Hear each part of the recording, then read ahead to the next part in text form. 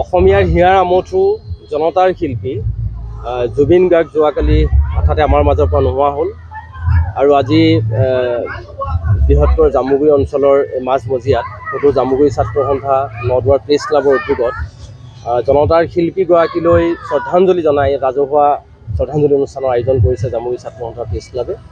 আৰু এই অনুষ্ঠানত বৃহত্তৰ জামুগুৰি প্ৰায় শতাধিক দল সংগঠনে সকলোৱে আহি শিল্পীগৰাকীৰ প্ৰতি শ্ৰদ্ধাঞ্জলি জ্ঞাপন কৰিছে যে এনেকুৱা এগৰাকী শিল্পী আছিল। আমি ৰূপকোঁৱৰ জ্যোতিপ্ৰসাদ আগৰৱালা, কলাগুৰু বিষ্ণুপ্ৰসাদ ৰাভা, ডক্টৰ ভূপেন হাজৰিকাৰ পিছত আমি যদি নতুন প্ৰজন্মই চাওঁ তেনেকুৱা এগৰাকী শিল্পীক আমি খুব ওচৰৰ পৰা পাইছিলোঁ।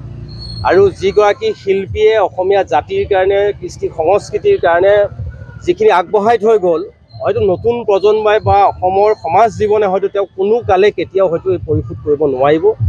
গতিকে আমি হঠাৎ নোহোৱা হোৱাৰ পিছত আমি সকলোৱে ব্যথিত হৈছোঁ, আমি দুখত মৰ্মাহত হৈছোঁ আৰু শিল্পীগৰাকীৰ প্ৰতি আমি গভীৰ শ্ৰদ্ধাঞ্জলি জ্ঞাপন কৰিছোঁ।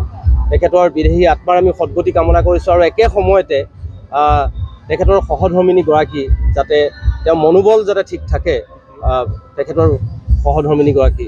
গতিকে সেই কথাও আমি ভগৱন্তৰ ওচৰত আমি পৰিয়ালটো যাতে ঠিকে থাকে সেই কথাও আমি কৰিছোঁ।